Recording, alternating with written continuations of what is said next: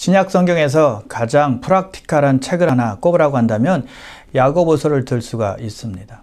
우리가 신앙생활할 때 부딪히는 여러 가지 문제에 대해서 잘 다루어주고 있기 때문입니다. 한 가지 예를 든다면 3장에서 언어 사용에 대해서 말씀하고 있는데요. 우리가 말을 다른 사람에게 함부로 할 때 얼마나 심각한 영향을 끼칠 수 있는지 우리에게 알려주고 있습니다. 우리가 익히 공감하는 내용입니다. 그래서 말할 때는 조심해서 해야 될 것을 우리에게 가르쳐주고 있는 것입니다. 이와 같이 야고보서는 많은 사람들에게 유익을 끼치는 하나님의 귀한 책이라는 것입니다. 또한 가장 중요한 주제인 행함이 있는 믿음에 대해서도 잘 설명해 놓았죠. 스데반이 순교하고 나자 예루살렘 교회에 큰 박해가 있어서 많은 성도들이 다른 지역으로 떠나게 되었습니다. 예루살렘에 살았던 사람들이니까 또 다른 지역으로 떠날 때 또 어떤 재산이나 집이나 직장을 다 포기하고 떠났을 것입니다. 그래서 삶이 굉장히 힘들었을 거예요. 어렵고 고통 중에 있었을 것입니다. 많은 문제로 인해서 괴로움을 당하고 있었을 것입니다. 더군다나 박해 위협은 계속적으로 도사리고 있었고요. 그래서 야고보가 1장 1절에서 흩어진 12지파에게 문안하노라 라고 하면서 편지를 쓰고 있는 것입니다. 많은 문제에 직면한 성도들이 승리할 수 있도록 격려하고 있는 것입니다. 그래서 야고보서는 그 당시의 성도뿐만이 아니라 모든 세대, 모든 시대, 모든 사람들에게 꼭 필요한 책이라고 볼 수 있는 것이죠. 예수님께서 말씀하세요. 너희가 환난을 당하나 담대하라. 내가 세상을 이기었노라. 예수님께서 이기신 것처럼 우리도 야고보가 주신 하나님의 말씀을 통해서 담대한 믿음을 가지고 승리해야 하는 것입니다. 야고보는 먼저 시험에 대해서 말하고 있습니다. 1절인데요. 아니 2절이죠. 내 형제들아 너희가 여러 가지 시험을 당하거든 온전히 기쁘게 여기라. 여기서의 시험이라는 단어는 헬라어로 보면 페이라스모스라는 단어입니다. 시험을 위한 시련이나 역경을 말하는 것입니다. 그래서 어려움, 시련, 환난, 고난 다 포함되는 말이 되는 것입니다. 그런 시련을 당할 때 기쁘게 여기라고 지금 권면하고 있는 것입니다. 여러분 우리가 아는 것이 있는데 우리는 다 시련을 당하게 된다는 것입니다. 어떤 분은 지금 시련 속에 있는 분이 있을 것이고 어떤 분은 그 시련 속에서 빠져나오는 분들도 있을 것이고 또 어떤 분은 또 시련 속으로 들어가는 분들도 분명히 있을 것입니다. 우리가 겪는 역경, 어려움, 고난 등은 피할 수 있는 것이 아니라는 것입니다. 그래서 야고보 사도는 만일 너희가 시험을 당한다면 이라고 가정하지 않습니다. 시험을 당하거든 이라고 말하고 있다는 것입니다. 시험은 다 오기 마련이라는 것입니다. 다 경험하기 마련이라는 거예요. 우리의 삶은 고난의 연속이라는 것이죠. 하나가 끝나면 이제는 됐다 싶으면 또 다른 것이 오는 것입니다. 산 넘어 산이라는 것이죠. 우리 삶은 어려움의 연속이라는 거예요. 따라서 우리가 겪는 고난이나 시련이나 역경들은요, 우리의 믿음을 테스트하는 도구가 되는 겁니다. 그런데 그 시험은 아주 다양한 형태로 옵니다. 한 가지 형태가 아닙니다. 다양한 모양과 다양한 크기로 오는 것이죠. 그래서 여러 가지 시험이다라고 지금 야고보가 말하고 있는 것입니다. 가지각색의 문제, 어려움, 역경, 고난, 환난이 오는 거예요. 너무너무 다양하기 때문에 지루할 틈이 없어요. 여러분 그래서 우리 인생은요 녹록지가 않고 만만치가 않습니다. 그냥 쉽게 편안하게 넘어가는 법이 없어요. 그래서 항상 내 뜻대로 잘 될 것이다 라는 기대는 하지 않는 게 좋은 거죠.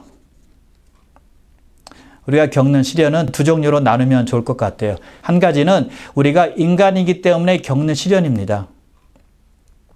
가장 큰 시련은 질병 같아요. 우리가 큰 병에 걸리면 얼마나 아픕니까? 얼마나 괴롭습니까? 큰 낙담이 되는 것입니다. 그리고 뜻하지 않은 사고를 당할 때가 있어요. 그것도 우리가 인간이기 때문에 겪는 거죠. 그리고 우리가 어떤 일을 행하다가 실패합니다. 큰 좌절이 있죠. 그것도 큰 시련 중에 하나예요. 또 큰 비극이 우리에게 다가올 때도 있습니다. 그럼 참으로 괴로운 거죠. 절망적이 되는 것입니다. 이런 모든 것들은요, 우리가 다 인간이기 때문에 오는 시련이라는 것입니다. 그리고 또 한 가지, 우리가 크리스찬이기 때문에 오는 시련도 있습니다. 베드로전서 4장에 보면 성경은 이렇게 말씀하고 있습니다. 너희를 연단하려고 오는 불시험을 이상히 여기지 말라. 성도에게 시련이 온다는 것입니다. 옵션이 아니라는 거예요. 그러니 시련이 와도, 시험이 와도, 환난이 와도, 고난이 와도 이상히 여기지 말라는 거예요. 왜냐하면 예수 믿기 때문에 오는 시련이기 때문입니다. 여러분, 사탄이 우리 공격하죠? 또 세상이 우리를 가만두지 않죠? 또 인간이기 때문에 오는 시련이 많죠? 끝이 없어요. 그래서 우리가 사는 인생은요, 전쟁터다라고 말할 수 있어요. 우리의 싸움이 끝이 없이 이어지거든요. 전쟁하는 삶이다라고 볼 수가 있는 것이죠. 여러분, 우리가 시련이나 이런 고통, 환난을 뛰어 넘어가면 얼마나 좋겠습니까마는 지나가야만 한답니다. 통과해야만 한다는 것입니다. 건너뛸 수가 없기 때문이에요. 그런 그 당시에 성도들에게 그리고 우리 모두에게 야고보가 이렇게 말씀하고 있습니다. 2절을 다시 보면 내 형제들아 너희가 여러 가지 시험을 당하거든 온전히 기쁘게 여기라. 너희가 시험을 당할 텐데 그때 그 시험에 대해서 기쁘게 여기라고 말하고 있습니다. 여러분, 참으로 이상한 구절이죠. 시험 당하면 아픈데, 괴로운데, 낙심되는데, 슬픈데 기뻐하래요. 울어도 시원찮을 판에, 아파해도 시원찮을 판에 기쁘게 여기라고 말씀하고 있다는 것입니다. 분명한 이유가 있기 때문이에요. 자, 3절에 그 이유를 이렇게 말씀하고 있습니다. 이는 너희 믿음의 시련이 인내를 만들어내는 줄 너희가 알미라. 시련이 그냥 시련으로 끝나는 것이 아니라 그 시련이 축복으로 이어지기 때문에 기뻐하라는 것입니다. 시련 그 자체를 보고 기뻐하라는 말이 아니라는 거예요.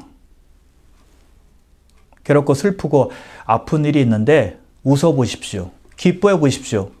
제정신이 아니죠. 이상한 사람이죠. 그러나 시련이 인내를 만들어내기 때문에, 즉 어려움이 축복으로 이어지기 때문에 기뻐하라는 것입니다. 시련이 기쁨을 만들어주는 기회가 되기 때문에 기쁨으로 여기라는 거예요. 자, 시련이 인내를 만들기 때문에 기뻐하라고 말씀하고 있는데요. 우리가 시련을 통과하면, 어려움을 당하면 무조건 인내가 생기나요? 아닙니다. 자동적이 아니라는 거예요. 언제 생기는가 하면 시련을 믿음으로 받아들일 때 그때 인내심이 생기는 것입니다. 그래서 오늘 본문에 보니까 그냥 시련이 아니라 믿음의 시련이라고 말씀하고 있는 것이죠. 그래서 시련이 올 때 기쁨으로 여긴다는 말은 그 상황을 믿음으로 받아들인다는 말이 되는 것입니다. 믿음으로 그 상황을 보는 거예요. 바울과 실라가 복음 전하다가 매를 맞고 감옥에 들어가게 되었습니다. 근데 그들이 감옥 안에 들어가더니 찬양을 하고 또 기도를 합니다. 매를 맞아서 얼마나 아프겠어요? 또 얼마나 쓰리겠어요? 괴로움 중에 있었지만 그들이 찬양하고 기도했다는 것입니다. 어째서요? 어떻게 그렇게 찬양할 수 있었을까요? 그 상황을 자기들이 겪고 있는 시련을 믿음으로 받아들였기 때문이라는 것입니다. 그래서 기뻐할 수 있었던 거예요. 그래서 믿음으로 보고 믿음으로 생각하고 믿음으로 바라볼 때 우리가 인내할 수 있는 것입니다. 그러면 기뻐할 수가 있다는 것이죠. 그래서 우리가 시련에 처할 때 어떻게 반응하는지가 아주 중요합니다. 우리 어려움을 당하면, 어떤 고난을 당하면 그것만 생각하고 괴로운 것, 아픈 것, 힘든 것, 편치 않은 것만 생각하게 되면 그 시련이 나를 더 아프게 합니다. 더 쓰리게 합니다. 근데 인내함으로 하나님께서 역사하실 것을 믿음으로 바라볼 때 우리는 기쁨으로 여길 수가 있는 것입니다. 그러므로 우리가요, 어떤 것에 가치를 두느냐에 따라서 우리의 반응이 달라지게 된다는 것이죠. 욥이 고난당할 때 이렇게 고백을 합니다. 내가 가는 길을 그가 아시나니 그가 나를 단련하신 후에는 내가 정금같이 되어 나오리라. 욥이 고난당할 때 자기가 정금같이 나올 것을 기대하면서 바라보면서 인내한 것입니다. 욥은 믿음으로 그 시련을, 그 상황을 바라본 거예요. 그래서 여러분, 시련이 올 때 감사하시길 바랍니다. 기뻐하시길 바랍니다. 뭐 그렇다고 해서 기쁜 척할 필요는 없어요. 그러나 믿음의 눈을 달라고 하나님께 기도하시면서 믿음으로 상황을 바라볼 수 있기를 바랍니다. 자, 그래서 우리가요, 기쁨으로 마치길 원한다면 기쁨으로 시작할 필요가 있는 것입니다. 기쁨으로 시작할 때 우리는 기쁨으로 열매 맺게 될 것입니다. 자, 그렇다면 인내를 온전히 감당하면 어떻게 될까요? 4절입니다. 인내를 온전히 이루라. 이는 너희를 온전하고 구비하여 조금도 부족함이 없게 하려 함이라. 시련을 겪을 때 인내하게 되면 온전한 사람으로 성장할 수 있게 된다는 것입니다. 시련이 결국에는 우리를 성숙한 성도로 자라날 수 있도록 도와준다는 말이에요. 그래서 기쁘게 여기라고 말하는 것이죠. 자, 주님께서 허락하시는 시련은 그냥 시련으로 끝나지 않습니다. 우리가 받는 시험은 그냥 시험으로 끝나지 않는다는 것입니다. 목적이 있어요. 인내를 통한 성숙입니다. 우리가 시험 받을 때 괴로워해요. 하나님께서 그 모습을 보면서 기뻐하실 리 없습니다. 그래서 고난을 통해서 우리가 정금같이 하나님께 나오기를 원하는 것, 그것이 하나님의 목적이라는 것입니다. 인격의 변화, 하나님의 사람으로 변화되는 것, 예수님을 닮아가는 것을 우리 하나님께서는 원하시는 것입니다. 비가 온 뒤에 땅이 더욱더 단단해지는 것처럼 우리가 시련당할 때 더욱더 믿음이 단단해지고 강해지기를 원하시는 것입니다. 그것을 하나님께서 보기를 원하시는 거예요. 티백을 뜨거운 물에 담그기 전까지는 그 티백의 맛이 무엇인지 알 수가 없습니다. 마찬가지로 우리가 고난 속에 들어가기 전에는 우리의 믿음이 어떤지 알 수가 없어요. 상황이 좋을 때, 문제가 없을 때는 뭐 믿음이 괜찮은 것 같아요. 믿음이 좋은 것 같아요. 근데 뜨거운 고난의 맛을 경험하게 되면 우리가 믿음이 있는지 없는지, 좋은지 나쁜지, 강한지 약한지 다 수면 위로 떠오르게 되어 있습니다. 다 나타나게 되어 있다는 것입니다. 그래서 우리의 믿음은요, 평소 때 장담하면 안 돼요. 그래서 고난이 올 때 믿음의 진면목을 볼 수가 있는 것이죠. 여러분은 고난이 올 때 어떻게 대처하며 어떻게 반응하고 있습니까? 인내하며 견디십니까? 아니면 낙심하고 체념하십니까? 아니면 원망하고 불평으로 일관하십니까? 고난이 올 때 인내해야 온전한 성도, 온전한 성숙한 성도가 될 수 있다는 걸 우리는 꼭 기억해야만 하는 것입니다. 주님을 바라보며 인내할 때 영적으로 성장하게 되고 인격적으로 성숙함의 열매를 맺히게 된다는 것입니다. 우리의 모범 되시는 예수님을 생각해 보십시오. 극심한 고통, 고난 속에서도 전혀 흔들림 없이 하나님 아버지와 그의 나라를 보시면서 승리하셨습니다. 히브리서 12장에 보니까 그 앞에 있는 기쁨을 위하여 십자가를 참으셨다고 말씀하고 있습니다. 하나님 아버지의 뜻과 그리고 온 세상 사람들을 구원하기 위해서 십자가에서 참으신 것입니다. 그 결과 어떻게 됐나요? 모든 사람이 구원받을 수 있는 구원의 길을 확 열어놓은 것입니다. 참으셨기 때문입니다. 인내하셔서 하나님의 뜻을 이행하셨기 때문이죠. 그래서 우리가 시련 당할 때, 어려움을 겪을 때 꼭 해야 될 일이 바로 이것입니다. 믿음의 주요 또 온전케 하시는 예수를 바라보며 인내하는 것입니다. 그때 하나님께서 힘을 주실 것입니다. 그래서 시험 받을 때 기뻐하라라고 말씀하고 있는 거예요. 자, 그런데 우리가 시험 당할 때 꼭 해야 될 것이 있습니다. 꼭 필요한 것이 있어요. 지혜입니다. 시험 당할 때 우리는 참으로 답답할 때가 많죠.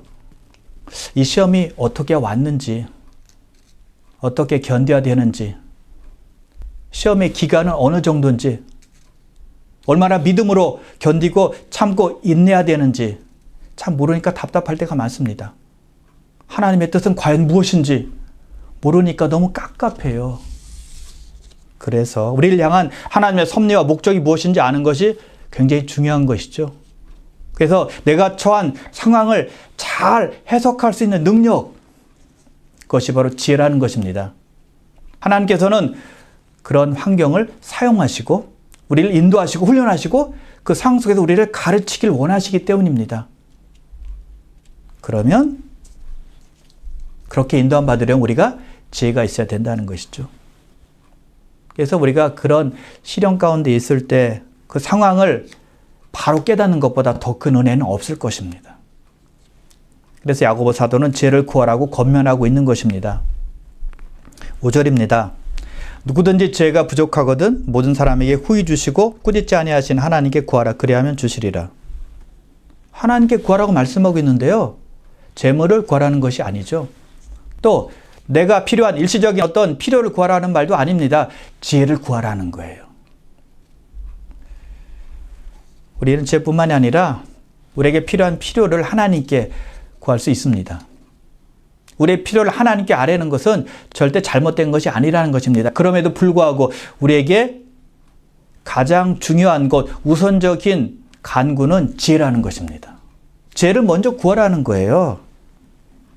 우리가 기도할 때 보면 물질적인 것, 육신적인 것을 위한 것은 너무나 잘 구합니다. 그런데 영적인 것을 구하는 것은 아주 약한 것을 볼 수가 있습니다. 영적인 필요, 즉 하늘의 지혜를 구하는 것에는 너무나 빈약하다는 거예요. 우리가 왜 지혜를 구해야 됩니까? 내가 처한 상황을 잘 이해하고 깨달아야 하나님께 온전히 나아갈 수 있기 때문입니다. 그러면 바른 기도를 할 수 있게 되는 거잖아요. 우리의 실수도 줄일 수 있는 것이고요. 우리의 필요를 구해야 하지만 더욱 필요한 것은 하늘의 지혜라는 것입니다. 우리의 현재 상황을 깨닫는 통찰력을 기도하는 것보다 더 중요한 기도는 없는 것이죠. 그러면 지혜를 얻었을 때 낭비하는 시간도 줄이게 되고 또 하나님 안에서 교제하는 시간도 계속 늘어나게 될 것입니다. 하나님 안에서 의미 있는 시간을 더 많이 갖게 된다는 것입니다. 그래서 모든 크리스천들에게 필요한 것이 지혜이고 그런 지혜를 구하라고 지금 말씀하고 있는 거예요. 그러면 후히 주시고 꾸짖지 아니하신 하나님께서 주신다고 약속하고 있습니다. 어떻게 주신다고요? 후히 주신대요. 모자르지 않게, 부족하지 않게 넉넉하게 주신다는 것입니다. 그러니 지혜를 구하라는 거예요. 이렇게까지 말씀하셨는데도 불구하고 육적인 것만 구하고 있는 사람이 있다면 하나님의 마음을 몰라도 너무 모르는 사람이죠. 나는 왜 죄가 없을까? 나는 왜 죄가 부족할까? 라고 생각만 하지 말고 투덜대지만 말고 지혜를 구하라는 것입니다. 죄가 없는 이유는 구하지 않기 때문이에요. 야고보서 4장 2절에 보니까 너희가 얻지 못함은 구하지 아니함이라 라고 우리에게 알려주고 있는 것입니다. 그럼 여러분 꼭 기억하십시오. 하나님은 우리처럼 짜고 박하신 분이 아니라 아주 풍성하셔서 넉넉하게 주시는 분이라는 것입니다. 그러니 구하라는 거예요. 그리고 우리가 하나님께 간구할 때 하나님은 꾸짖지 아니하십니다. 우리의 간구에 대해서 귀찮아하시거나 또 짜증내시지 않는다는 것입니다. 예수님께서 이 땅에서 사역하실 때 많은 사람들이 그에게 와서 간구했습니다. 근데 한 번이라도 사람들을 박대하신 적이 있나요? 한 번도 없습니다.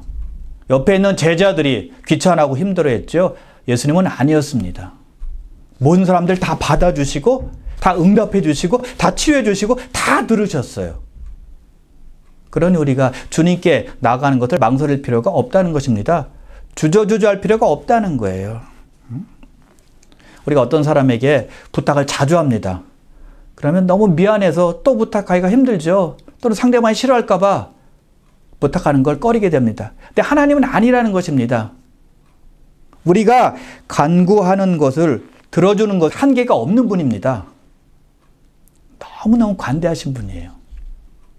히브리서 4장 16절입니다. 그러므로 우리는 긍휼하심을 받고 때를 따라 돕는 은혜를 얻기 위하여 은혜 보좌 앞에 담대히 나아갈 것이니라. 하나님께서는 우리가 그분께 담대히 나아가서 기도하기를 원하시는 것입니다. 때를 따라 돕는 은혜를 얻기 위해서 하나님께 간구하기를 원하시는 것입니다. 왜냐하면 하나님께서는 은혜로우셔서 우리가 주님께 나아가는 것을 원하시고 우리의 기도를 듣길 원하시고 우리 기도에 응답하길 원하시기 때문이에요. 그런데 우리가 지혜를 구할 때 꼭 필요한 것이 한 가지 있죠. 믿음입니다. 믿음으로 구해야 돼요. 믿음이 없는 사람은 어떤 사람일까요? 어떻게 구하는 사람일까요? 자, 6절입니다. 오직 믿음으로 구하고 조금도 의심하지 말라. 의심하는 자는 마치 바람에 밀려 요동하는 바다 물결 같으니 의심하는 사람이 믿음 없이 구하는 사람이라는 것입니다. 왔다 갔다 하는 사람, 흔들리는 사람이라는 거예요. 그러니 하나님의 능력을 믿을 수 있겠습니까? 없죠. 그래서 의심하는 거예요. 그런 사람은요, 바다 물결같이 마음이 흔들리는 사람이라는 것입니다. 세상과 어떤 환경에 좌지우지 되는 사람이고요. 사람의 말에 이리 쏠렸다 저리 쏠렸다 하는 사람이라는 것입니다. 그래서 믿음이 왔다 갔다 하는 거예요. 또 그런 사람은 두 마음을 품은 자라고 말씀하고 있습니다. 예수 믿는 사람들 속에서는 예수 믿는 사람들처럼 말과 행동을 합니다. 또 불신자 안에 있으면 불신자처럼 말하고 행동하는 것입니다. 두 얼굴을 가진 자예요. 한 발은 교회, 한 발은 세상을 딛고 있는 것이죠. 두 가지 다 소유하기를 원하지 한 가지도 포기하기를 원치 않는 것입니다.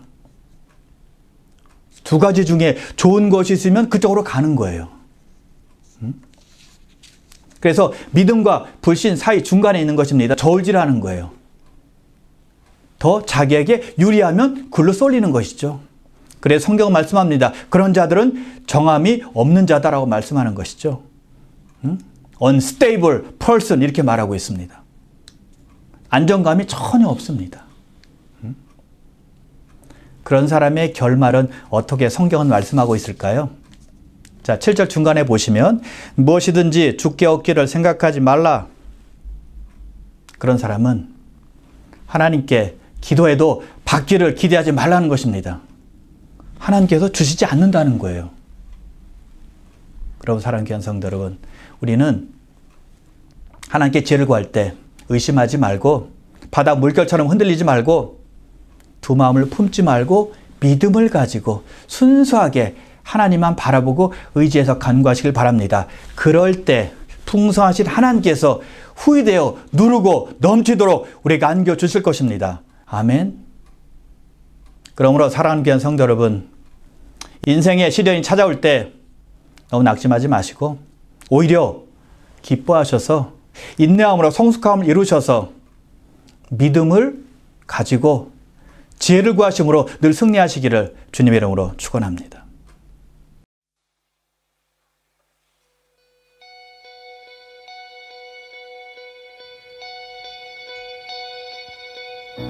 우리가 가진 소망의 끝은 죽음에 있지 않고 그가 보이신 소망은 우리의 삶을 넘어서네.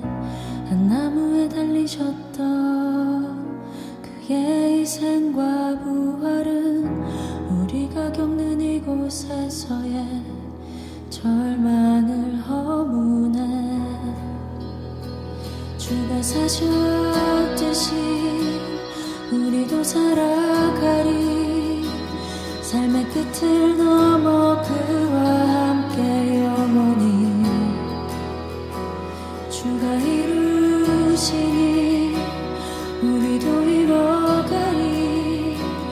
우리 삶을 넘어 주와 함께 영원히.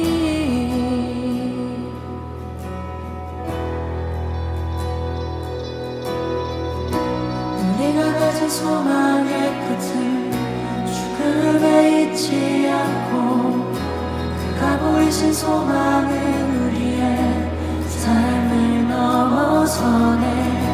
한 나무에 달리셨던 그의 희생과 부활을 우리가 겪는 이곳에서의 절망을 허무네. 주가 사셨듯이 우리도 살아가리.